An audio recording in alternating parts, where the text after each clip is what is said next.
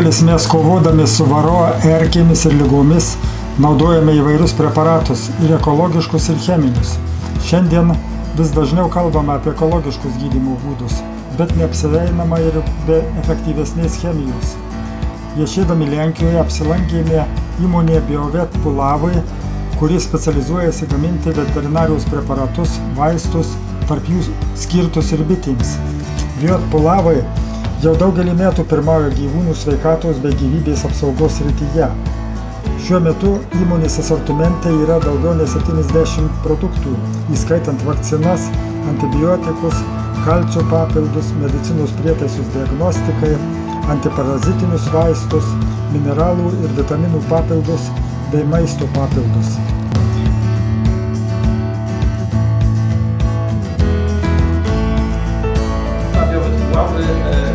Produkuje leki dla zwierząt już ponad 100 lat. Vaistų gamyba čia Pulavose Michalovkoje prasidėjo po Pirmojo pasaulinio karo, kai čia buvo įkurta pirmoji gamykla, kuri gamino preparatus galvijams, pasakoja Biovet Pulavai įmonės pardavimų direktorius Radoslavas Petrovskis. Vėliau palaipsniui buvo įtraukiami kiti produktai, tačiau metu mūsų įmonės asortimente, kuri dabar yra privati įmonė, nors ilgą laiką buvo valstybinė, gamina preparatus visų rūšių gyvūnams, šunims, katėms, arkliams, balandžiams ir žinoma bitėms, tęsia pokalbį Radoslavas Petrovskis. Toks platus produkcijos asortimentas rodo įmonės holistinį požiūrį į veterinarijos rinką ir jos klientų įvairovę. Jūs domina skirti vaistai bitėms. Jūs domina vaistai skirti bitėms. Taip, šiandien gaminame tokius preparatus. Tai iš tiesų pagrindiniai preparatai varozės gydymui ir dauguma Lenkijos bitininkų būtent šiais produktais ir naudojasi. Vienas iš jų Apivarol, skirtas bičių šeimų rūkymui ir dūmijimui, o kitas Biovar, tai yra juostelių pavidalo preparatas. Šie produktai pagrįsti amitrazės veikliąją medžiagą ir šie produktai pagrįsti amitrazės veikliąją medžiagą yra plačiai naudojami Lenkijos bitininkų. Abu preparatai veiksmingai apsaugo bites nuo varozės ir padeda išlaikyti bičių šeimų sveikatą bei gyvybingumą. Dar norėčiau pridurti apie preparatą Apivarol. Jis atsirado 80-ojo dešimtmečio pradžioje, vos tik varozė pasirodė Lenkijoje. Tai buvo rimtas iššūkis bitininkams ir bitininkystei. Lenkijos mokslininkai kartu su mūsų įmonė sukūrė šį preparatą. Ir jis jau daugiau nei 40 metų išlaiko aukštą savo veiksmingumą. Dėl to, kad veikia labai trumpai ir labai efektyviai. Norėčiau paaiškinti, kaip vyksta mūsų produktų testavimo ir kūrimo procesas. Visi mūsų vaistiniai preparatai registruojami Lenkijoje, registracijos tarnyboje, kuri pavaldi Sveikatos ministerijai. Visiems taikomi bendrieji teisės aktai. During conference, meetings, we give it for our clients.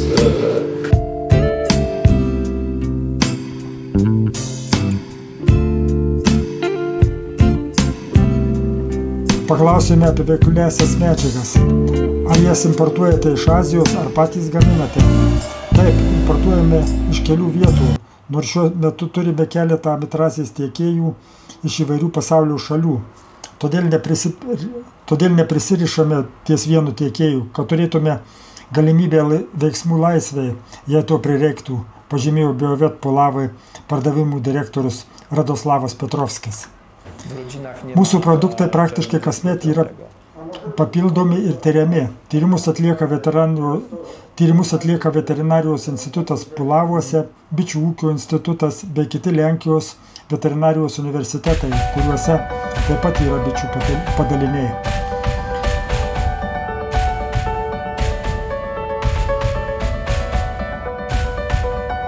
Ten kiekvienais metais mūsų produktai savarankiškai tyriami eksperimentiniuose bitynuose, kur jie lyginami su kitais produktais ir kitomis veikliosiomis medžiagomis.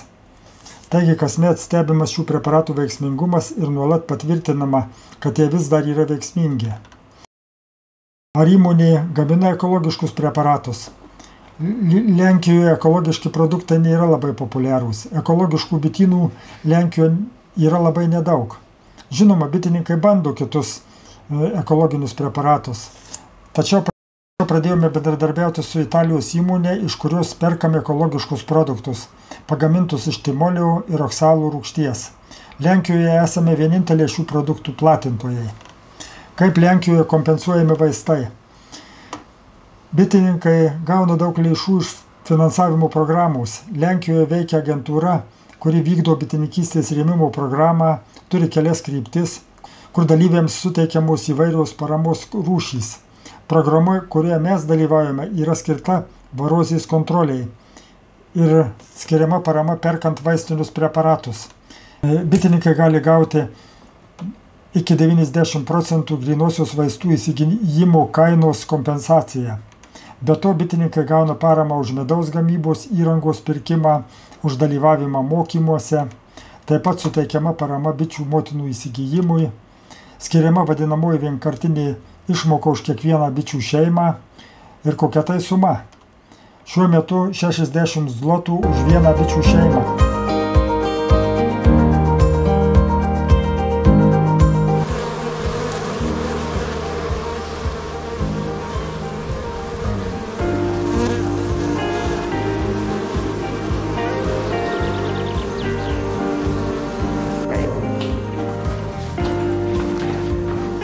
Įmonės eksporto specialistė Katažina Jacevska palydėjo mus į gamyklos muziejų galeriją.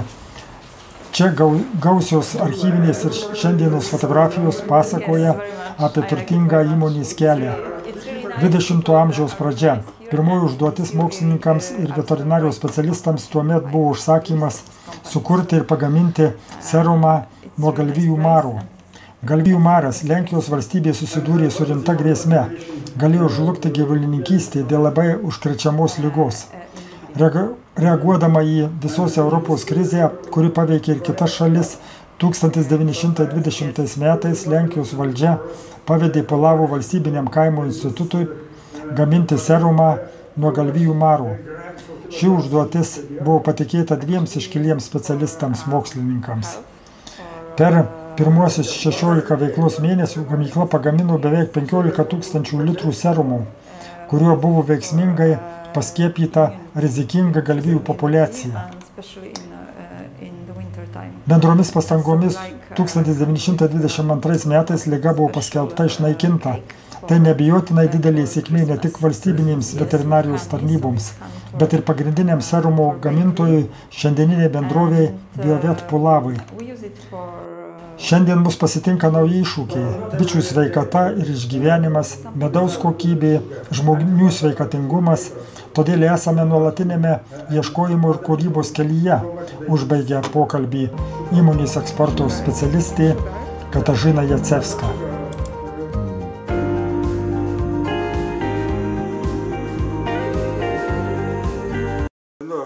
Taip sakant, nežinau, ką daryti, nes vasara buvo sunki, pernai buvo daug žuvimų ir platinami vaistai. Ką tu galėtum pasakyti, kaip mūsų bitininkai gydo bites ir kokius vaistus naudoja? Tai pasakyti galėčiau tai, kad realiai mūsų bitininkai, aš manau, kad vis dar gyvena tuo pačiu, kad gydyti kuo pigiau. Bitininkų problema didžioji, kad iš tikrųjų jie kažin ar kreipia dėmesį, kiek vaistas yra efektyvus. Taip, vaistai, visi, kurie yra platinami, šiandien dienai Lietuvoje registruoti vaistai, jie tikrai visi vienaip ar kitaip veikia erkes, bet kokiu procentu čia kitas klausimas iš tikrųjų. Tai realiai mes turim pakitusią aplinką, mes turim tikrai šiltesnės žiemas, reiškia bitės ilgiau augina perus, reiškia ilgiau bitės ir erkės pačios dauginasi ir kai kurie iš tų vaistų tikrai nėra tiek efektyvūs, kiek būdavo seniau. Bet kas man susidaro įspūdis, kad vis tik tai bitininkai nori kuo daugiau pinigų turėti savo kišenį ir kuo mažiau išleisti bitėm. Ir realiai kai kada naudoja tuos vaistus, kurie neduoda laukto efekto. Ir aš dabar pastebėjau, kad irgi kalbėjau su pardavėjas, kurie tiesiog platina tuos vaistus, sako, labai bitininkai, galima sakyti, užsiciklinę. Ką jie darė, tą jie ir daro, nekaitalioja. Man atrodo, tu paminėjai, kad vaistai yra, visi turi poveikį, bet tinkamų laikų tikriausiai.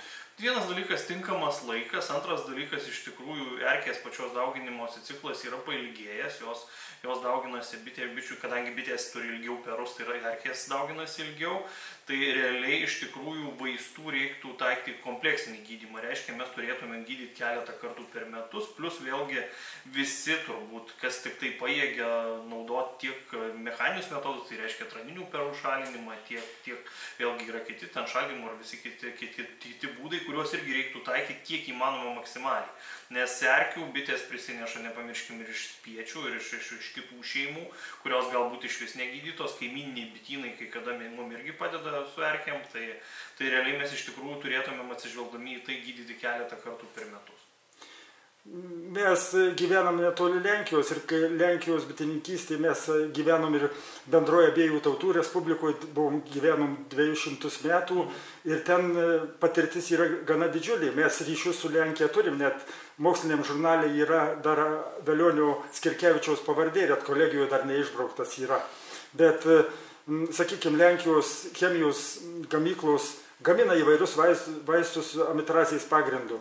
Ir Lietuvoje tų vaistų yra, o koks cheminiai vaistai ir natūralieji, pavyzdžiui, labai dabar daug kas oksalų rūgštim susižavė. Koks tarp susivienimo bitininkų, kokios tendencijos yra? Mūsų bitininkai vis dar turbūt žavisi labiau chemikalais, vienokiais ar kitokiais, ir ta pačia mitrazė ir įvairiais kitais chemikalais, kurie šiandien dienai gydomose, naikinamos erkės, gal taip reiktų sakyti. Bet realiai reiktų nepamiršti vieno dalyko, kai prieš, tarkim, 15-20 metų buvo sakoma, kad amitrazė yra toks nekaltas chemikalas, kuris neišlieka bičių produktuose, tai reiškia meduje ir vaške jo nėra. Tai šiandien dienai jau visi atvirai kalba, kad vis tik tai amitrazė yra labai tvari ir jinai vaške išbus labai ilgai ir iš tikrųjų tie bičiuliai, kurie vėlgi naudoja amitrazę, tai turbūt turėtų to vaško, kuris turėjo kontaktą su amitraze, iš vis nenaudoti niekam. Nei juo labiau žvakėm, nei vaško plokštelėm, nei kažkur. Tai turėtų būti, nežinau, naikinimui turbūt skirtas vaškas. Man labai patinka kai kurių Vokietijos bitininkų požiūris, kad jie lizdinius korius, nesvarbu kokio dydžio, tai yra lizdinis korys ar mažas ar didelis, jie lizdinius korius visada deda į krosnį, į katilinį. Ir ne, kaip pirmą kartą pasakė vokiečiai, kad, sakau, kur jūs dedat, sako, mes vašką perkam pas lenkus. O sakau, tai kur jūs dedat korius savo visus, sako, kūrenamės. O kodėl kūrenamės? Dėl to, kad sunaikinam tiek patogenus, kurie atsirado mikrobiologiniai vaške, tiek vienas dalykas, antras dalykas, sunaikinam chemikalus, kurių patys nenorėtume valgyti. Turbūt nei vienas nenorėtumėm sėdėti namuose, kur dega vaško žvakės su amitrazės dūmais. Vėžio sukėlėjas, kaip tai rašoma. Tai ne tik vėžio, tai begalės kitų lygų. Aš manau, tai realiai mes turėtumėm atsigręžti į tai, kas buvo turbūt nuo labai seniai, bet šiandien dienai vėlgi grįžta. Tai bet kokios organinės rūgštys ir naudoti organinės rūgštys, aš asmeniškai jau kelinti metai naudoju tik organinės rūgštys. Tai šiandien dienai nesu gal 100% patenkintas, nes ne viską moku. Organinės rūgštys, tai oksalų rūgštys ir garintuvai. Ir skruzdžių rūgštys. Ir skruzdžių rūgštys. Dabar tų garintuvų labai plačiai iš Kinijos, iš Italijos ir taip mes žengiam tuo, bet čia ir apsaugos priemonės turėtų būti. Juk tai... dabar pasakykim, dauguma bitininkų lyg ir neva sveikai gyventojai, bet su garbingo amžiaus sulaukę miršta. Taip, nuo plaučių ligų. Tai prašau, mes mažai kalbam apie apsaugos priemonės. Taip, tai tie bičiuliai, kurie iš tikrųjų naudoja oksalo, ypatingai garintuvus, tai turi atsiminti vieną dalyką, kad visada turi būti rūbai, kurie saugo tavo kūną nuo chemikalo. Tai reiškia tiek pirštinės, tiek kažkoks tai apriedas, kuris neleidžia patekti oksalo kristalam ant kūno. Antras dalykas būtinai privaloma kvėpavimo takų apsauga, tai reiškia dujokaukė vienokia ar kitokia, kad tiek į akis nepatektų oksalo, nors jis atrodo labai nekaltas, bet tai yra toks pats patogenas kaip ir visi kiti. Tai realiai tiesiog saugotis reikia maksimaliai. Nuo visų šitų, taip pačiai dirbant su skruzdžių rūgštim. Skruzdžių rūgštis irgi nėra nekalta rūgštis, erzina stipriai gleivinės ir daro plaučių pažeidimus. Tai vėlgi naudojant skruzdžių rūgštį irgi rekomenduotina ir manau, kad reikalinga yra naudot kvėpavimo takų apsaugas. Kalbėjai apie skruzdžių rūgštį ir oksalo rūgštį, o iš tos vadinamosios liaudiškai juodosios chemijos, ką tu galėtum įvardinti vaistus, sakykime, apie varą ar ką, kurie daugiau juda tarp tų mūsų dalykų? Šitoje vietoje reiktų iš tikrųjų pasižiūrėti, bet Šiandien dienai vis tik populiariausi vaistai, kurių kaina žemiausia. Tai be pavadinimo tiesiog pasižiūrėjus į tai statistiką visos Lietuvos, tai aš manyčiau, kad vis tik tai populiariausias tas vaistas, kurio kaina yra žemiausia. Tai norėtum pasakyti, kad reikia daugiau investuoti į bitynų ir bičių sveikatą? Taip, nes bičiulis, kai išgirsta, kad jo bičių šeimos gydymas, tarkim, atsieis jam 8 ar 9 eurus, ar gal net ir 10, naudojant, tarkim, skruzdžių rūgšties paketus, tai realiai kažkodėl tai išsigąsta ir sako, čia labai dideli pinigai, bet tai tada šiandien dienai mes turime situaciją, kad medaus kilogramas turbūt panašiai kainuoja. Ar tikrai bitės duoda